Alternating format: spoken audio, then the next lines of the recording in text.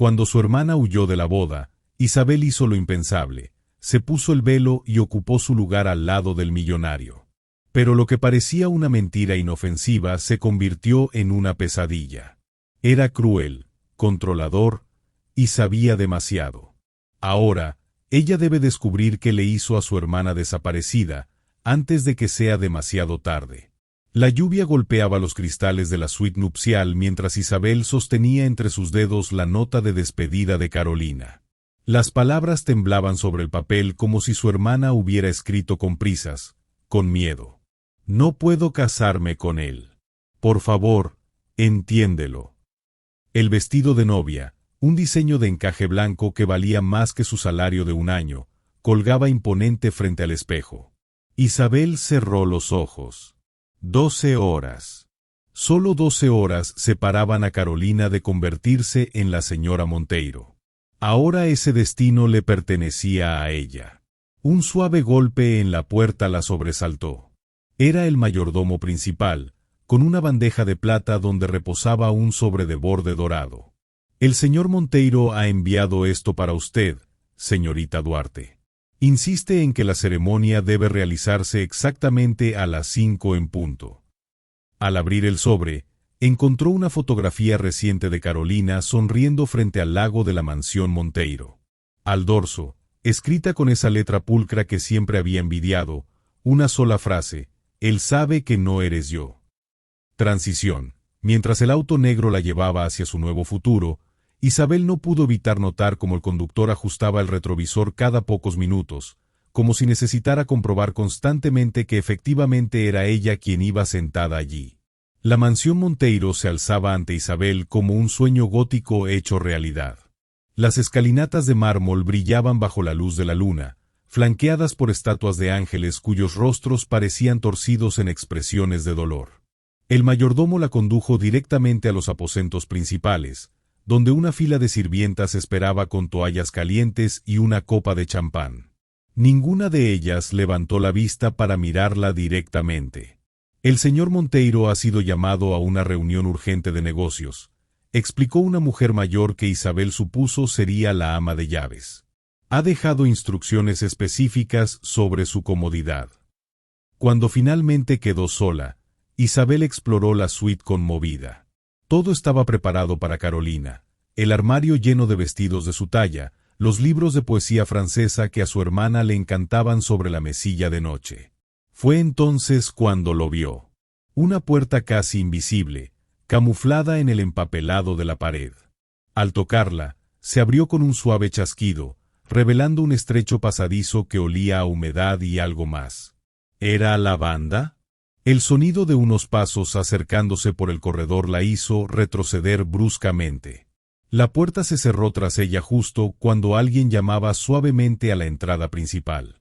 El aire se espesó cuando Isabel cruzó el umbral del pasadizo secreto. Sus dedos rozaron las paredes húmedas mientras avanzaba, dejando tras de sí el mundo dorado de la mansión Monteiro para adentrarse en lo que parecía el vientre de un barco antiguo. El pasillo desembocó en una biblioteca circular que le quitó el aliento. Los estantes no seguían el diseño ordenado del resto de la casa. Subían como enredaderas de hierro forjado hasta el techo abovedado, donde un vitral polvoriento filtraba la luz de la luna en tonos azulados. Pero lo que heló la sangre de Isabel no fue la arquitectura, sino lo que cubría cada centímetro de pared: retratos de mujeres. Cientos de fotografías en blanco y negro, dispuestas en espiral desde el suelo hasta la cúpula. Mujeres de distintas épocas, todas con vestidos nupciales, todas con las manos colocadas en la misma posición sobre el regazo. Isabel se acercó a una de 1950, donde una joven de trenzas miraba a la cámara con los ojos desmesuradamente abiertos. Al inclinarse, descubrió la firma en el borde: Luciana, 12 de junio. Un estremecimiento le recorrió la espalda cuando comprendió. No eran retratos de boda. Eran fotografías de registro, como las que se tomaban en las prisiones.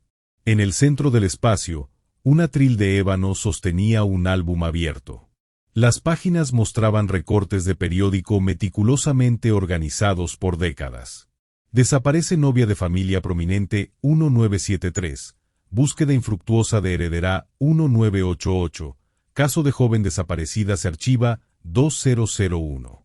Isabel pasó las hojas con dedos temblorosos hasta llegar a la sección más reciente. Su corazón se detuvo al ver el rostro de Carolina en una fotografía de sociedad, recortada junto al anuncio de su compromiso con Ricardo. Alguien había trazado un círculo rojo alrededor de su sonrisa y escrito en letras minúsculas: Sujeto 14, fase de observación. El crujido de una madera bajo presión la alertó. Isabel apenas tuvo tiempo de esconderse tras una cortina de terciopelo antes de que la puerta principal se abriera con un gemido. Ricardo Monteiro entró con paso firme, iluminado por la tenue luz de una lámpara de aceite que llevaba en la mano. La llama proyectaba sombras danzantes sobre sus facciones, acentuando las ojeras que no aparecían en sus retratos públicos. Para sorpresa de Isabel, pasó junto al atril sin inmutarse, como si la colección macabra fuera tan común como un jarrón de flores en el recibidor. Se detuvo frente a una sección específica de los estantes, donde retiró 3 libros falsos para revelar una caja fuerte empotrada. Isabel contuvo la respiración cuando Ricardo marcó la combinación, pero el sonido de un cristal rompiéndose en el piso superior lo hizo volverse bruscamente. En su prisa por cerrar el compartimento, no notó que una pequeña llave se había deslizado de su bolsillo. Cayó sobre la alfombra persa sin hacer ruido, junto al pie de Isabel. La puerta se cerró tras Ricardo con un clic casi imperceptible. Isabel esperó 10 latidos angustiados antes de salir de su escondite. Al recoger la llave, la etiqueta pegada a ella le quemó los dedos con 2 palabras escritas en una caligrafía familiar: Sótano Este, Carolina. El vitral superior dejó pasar un rayo de luna que iluminó repentinamente una fotografía que Isabel no había notado antes. Entre las docenas de rostros, uno sobresalía por su expresión diferente.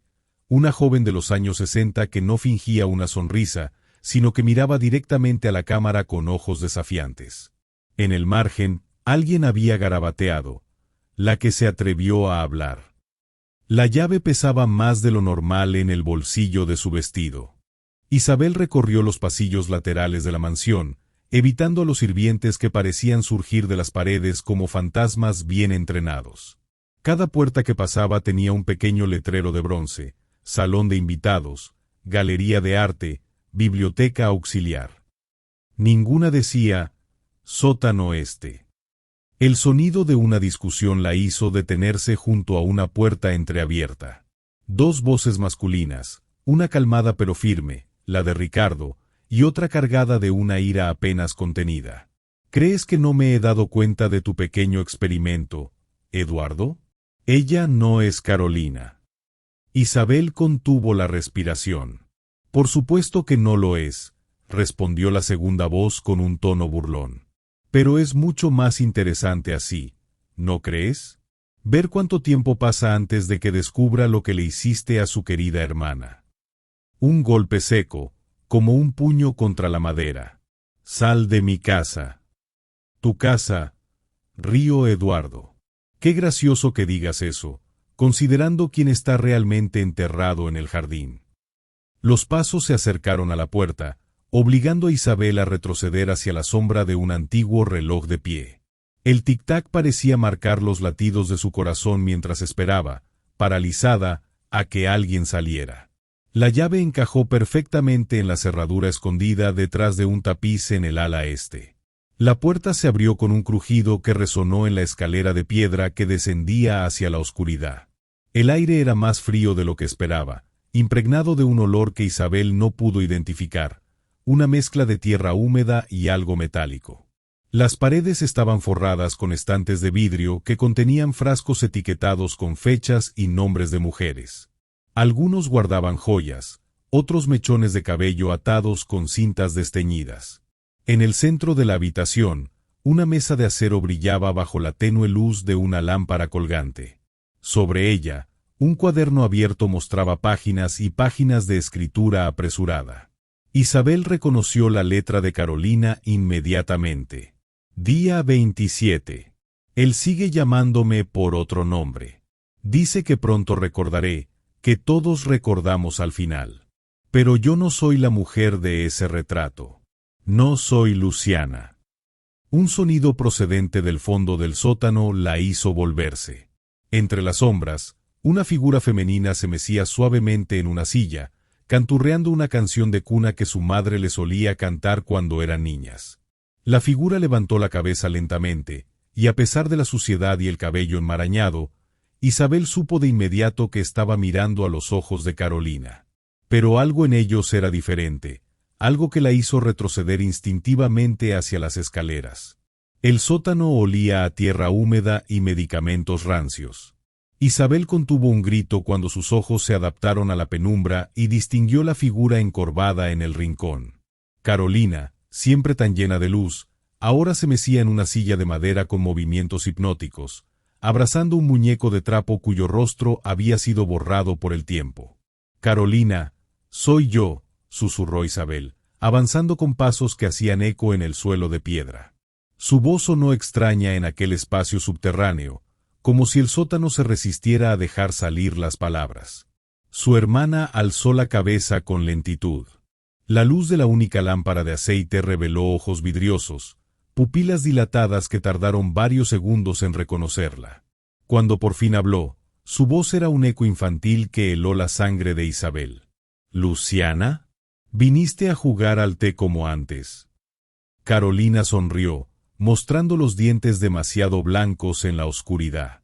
«El doctor dijo que si me porto bien, me dejará ver a mi mamá». Isabel retrocedió como si hubiera recibido un golpe. «Luciana». El mismo nombre que aparecía en los archivos del sótano, en las fotografías amarillentas. Miró alrededor con nuevos ojos, notando ahora los detalles que el shock inicial le había ocultado, las marcas de uñas en las paredes, la cama de hospital atada con correas de cuero, el frasco de pastillas vacío en el suelo con la etiqueta LX29. Un golpe seco proveniente del piso superior la sobresaltó a ambas. Pasos acelerados cruzaban el techo del sótano, acompañados por voces apagadas. Isabel reconoció el timbre de Ricardo y otro que no pudo identificar, áspero como papel de lija. Apagó la lámpara de un soplo, sumergiéndolas en una oscuridad tan densa que por un momento creyó haber perdido la vista. El crujido de la puerta del sótano al abrirse le indicó que ya era demasiado tarde para huir. En la negrura, una mano huesuda cerrándose alrededor de su muñeca la hizo contener un grito. Carolina la jaló hacia sí con una fuerza que no cuadraba con su estado demacrado. «Tienes que irte», murmuró su hermana con una claridad escalofriante, tan diferente del tono infantil de momentos antes. «Él no es el monstruo que crees, pero viene el verdadero». Algo frío y dentado se imprimió en la palma de Isabel. Una llave, reconoció al tacto, cubierta de óxido y algo más pegajoso que no quiso identificar. «El jardín de invierno», jadeó Carolina, justo cuando los primeros peldaños de la escalera crujieron bajo el peso de alguien que descendía. «Busca lo que enterraron bajo la fuente, antes de que él te encuentre a ti también». Las palabras se transformaron de nuevo en un murmullo sin sentido cuando la luz de una linterna barrió el sótano. Isabel apenas tuvo tiempo de esconder la llave en su manga antes de que el haz de luz la cegara. Mientras una voz desconocida preguntaba, «¿Quién está ahí?», Isabel notó que Carolina había vuelto a su estado catatónico, pero ahora con los dedos manchados de tierra, como si hubiera estado cavando en algún lugar de la mansión. La llave oxidada encajó en la cerradura oculta tras el retrato de Luciana con una precisión que a Isabel le pareció casi sobrenatural. El compartimento secreto se abrió con un chasquido seco, revelando una colección de cintas de audio meticulosamente organizadas por fechas. Sus dedos temblaron al tomar la más reciente, cuya etiqueta amarilla rezaba simplemente, sujeto 14, fase terminal. El reproductor de carrete a carrete escondido en el rincón de la biblioteca parecía esperarla. Cuando insertó la cinta, los engranajes giraron con un chirrido que le erizó los vellos del brazo. Informe final, 12 de noviembre. La voz del anciano Monteiro resonó en la habitación vacía, impregnando el aire con su tono clínico. Asterisco. El compuesto LX29 ha fallado nuevamente. Sujeto 12 muestra deterioro cognitivo irreversible a los 43 días de exposición. Las convulsiones han destruido su capacidad de reconocimiento facial, aunque conserva los recuerdos musicales. Recomiendo proceder con la eutanasia antes que... Un estruendo en el pasillo hizo que Isabel detuviera abruptamente la grabación. El silencio que siguió fue peor que las palabras, cargado con el peso de lo que acababa de escuchar. Entre las cintas, su mirada fue atraída por un plano doblado de la mansión, marcado con una X roja en el sector del lago y anotado con letra temblorosa, donde las rosas no florecen. Fue entonces cuando lo escuchó. Un silbido tenue, casi imperceptible, que se filtraba por las paredes como si la propia casa respirara. La misma melodía que Carolina tarareaba en su estado de trance, pero ahora tocada en un tono menor que convertía la canción infantil en una marcha fúnebre. Isabel se acercó a la pared de libros, presionando la oreja contra los estantes de roble. El silbido creció en volumen, acompañado ahora por un suave golpeteo rítmico que reconocería en cualquier parte, el sonido de las uñas de Carolina tocando la mesa de madera, como solía hacer cuando eran niñas y compartían su lenguaje secreto.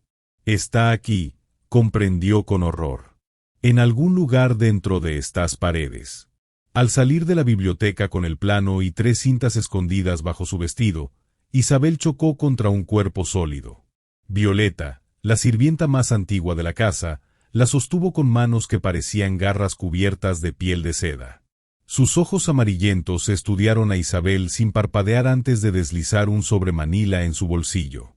«No lo abra aquí», susurró la anciana con aliento a mentol y algo más profundo, a tierra perturbadora. «Y no vuelva a la biblioteca después del anochecer. Ellos escuchan». Él sobrecontenía una sola fotografía desgastada en los bordes. Ricardo, quizá de 17 años, arrodillado sobre los adoquines del patio trasero. Lloraba sin pudor sobre un cuerpo cubierto por un velo nupcial, del que solo sobresalía una mano femenina agarrotada en rigor mortis. Lo que heló a Isabel no fue la escena macabra, sino el detalle que había pasado desapercibido al principio. En la muñeca de la muerta brillaba el mismo brazalete de esmeraldas que Carolina había recibido como regalo de compromiso. El sonido de pasos precipitados en el piso superior la alertó. Al alzar la vista hacia el techo, Isabel notó por primera vez las pequeñas rejillas de ventilación dispuestas en intervalos regulares, perfectas para escuchar o para ser escuchada. El lago artificial brillaba bajo la luna llena. Isabel cavó donde indicaba el mapa hasta que la pala golpeó metal, una caja fuerte empapada. Dentro encontró documentos de adopción. Eduardo era hijo biológico del señor Monteiro, dado en secreto a una familia pobre. Y un video donde el padre de Ricardo le ordenaba: «Elimina a las intrusas como hiciste con Luciana». De repente, focos la cegaron. Eduardo emergió de entre los árboles con una sonrisa triste. «¿Ahora entiendes? Él mató a mi madre. Hoy Ricardo pagará». Sirenas cortaron la noche mientras la mansión comenzaba a arder a lo lejos. El calor de las llamas se reflejaba en el rostro de Isabel mientras observaba cómo el ala este de la mansión comenzaba a derrumbarse. El sonido de cristales estallando y vigas quebrándose se mezclaba con el distante ulular de las sirenas. Eduardo seguía a su lado, los ojos brillantes por el resplandor del incendio. «Él está ahí adentro», murmuró Eduardo, más para sí mismo que para ella. «Después de todos estos años, al fin pagará por lo que hizo». Isabel apretó la llave oxidada que Carolina le había entregado. La imagen de su hermana, perdida en sus propios recuerdos, le nubló la vista por un instante. Sin pensarlo 2 veces, echó a correr hacia la casa en llamas. «¡Detente!», gritó Eduardo. «Estás loca». Pero Isabel ya había cruzado el umbral. El humo espeso le quemaba los pulmones, obligándola a gatear por el suelo. Las llamas lamían las paredes, devorando retratos y muebles antiguos. En algún lugar de esa pesadilla, Ricardo y Carolina estaban atrapados. Flashback revelador entre toses, Isabel recordó el día en que Carolina, de 7 años, se había perdido en el bosque cerca de su casa. Pasó horas buscándola, hasta que la encontró dormida bajo un roble, abrazada a su muñeca favorita. «Sabía que vendrías», le había susurrado Carolina al despertar.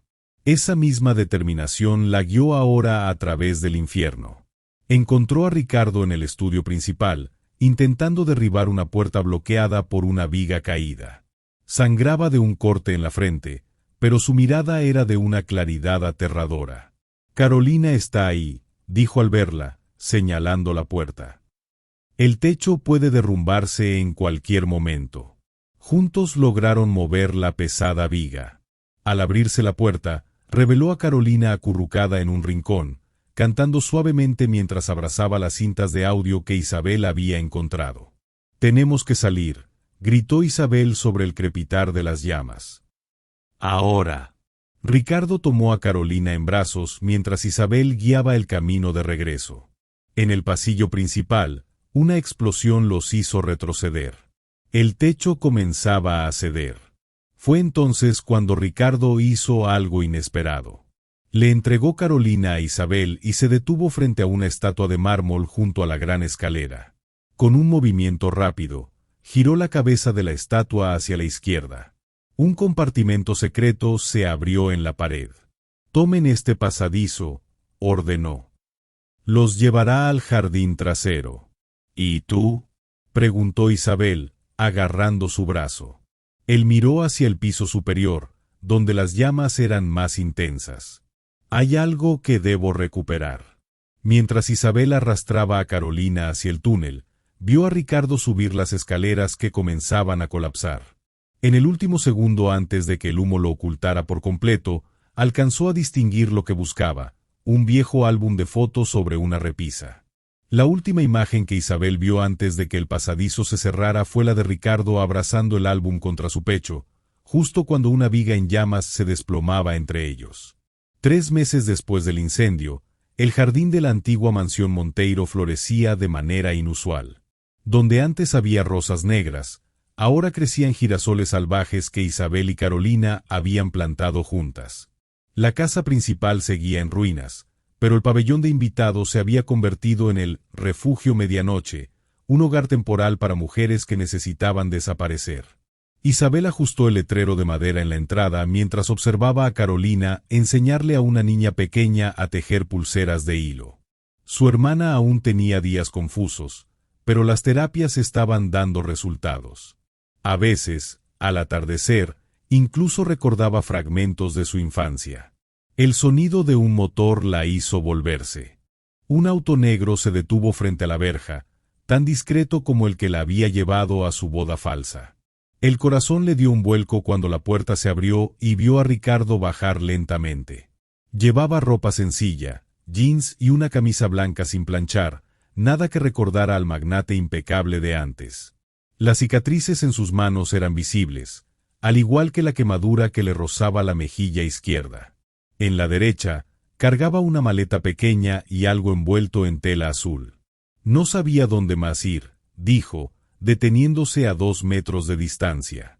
Isabel estudió sus ojos, buscando rastros del hombre que alguna vez había temido. Pero solo encontró cansancio, y algo más. ¿Era esperanza? El cuarto al final del pasillo está vacío, respondió finalmente. Tiene vista al lago. Ricardo asintió y dio un paso adelante, pero se detuvo al notar que Carolina lo observaba. Durante un tenso segundo, nadie respiró. Entonces su hermana sonrió levemente y extendió la pulsera que estaba haciendo. «Es para ti», murmuró. «El azul combina con tus ojos». El regalo inesperado esa noche, después de la cena, Ricardo encontró a Isabel en el muelle del lago. Le tendió el paquete azul. «Para el refugio», aclaró. Dentro estaba el álbum que había rescatado del incendio, pero las fotos ya no eran las mismas. Él había removido todas las imágenes de las novias y reemplazado las páginas con listas de contactos, abogados, médicos, casas seguras en 3 países. «No puedo cambiar el pasado», susurró, «pero quizá esto ayude a otras». El reloj detenido de regreso en la casa, Isabel pasó frente al cuarto de Ricardo y lo vio sacar algo de su maleta. El viejo reloj de oro de su padre, aún roto, las manecillas paralizadas a la medianoche. Lo colocó sobre la mesilla de noche con un cuidado que hablaba de pérdida y, quizá, de paz. En la cocina, Carolina servía chocolate caliente en 3 tazas desiguales.